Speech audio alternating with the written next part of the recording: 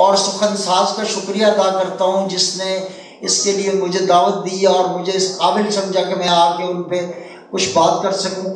مصروں کی جو بنت ہے فقی حیدر کی، وہ ہماری روایت سے چلی آتی ہے، اور میر سے لے کے فقی حیدر تک جو ہمارا ایک سلسلہ ہے روایت کا، اس کو بھی انہوں نے اپنے ہاتھ سے نہیں جانے دیا، اور خواہ مخواہ کی جدت جو طاری ہو جاتی ہے بعض شاعروں پہ کہ وہ جدید شعر کہنے کے چکر میں مزاحیہ ہو جاتے ہیں۔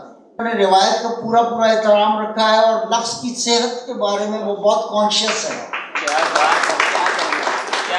تو آخر میں WB ییٹس کے کال پہ اپنی بات میں ختم کر دیتا ہوں۔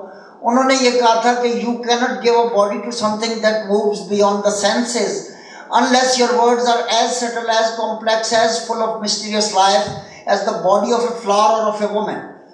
آپ کسی شے کو جو ماورائے حواس گھومتی ہو کوئی شکل نہیں دے سکتے تاکہ آپ کے الفاظ ایک پھول اور ایک عورت کے بدن کی طرح بخود خزیدہ اسراریت سے متصف نہ ہو۔ تو فقی حیدر کے یہاں یہ سلسلہ ہمیں ہر 2 صفحے کے بعد ایک شعر ہے جو روک لیتا ہے اور آپ کو سوچنے کی دعوت دیتا ہے۔ میں سمجھتا ہوں کہ میر نے جو یہ کہا تھا، طرفیں رکھے ہیں ایک سخن 4 میل، کیا کیا کہا کرے ہیں زبان قلم سے ہم۔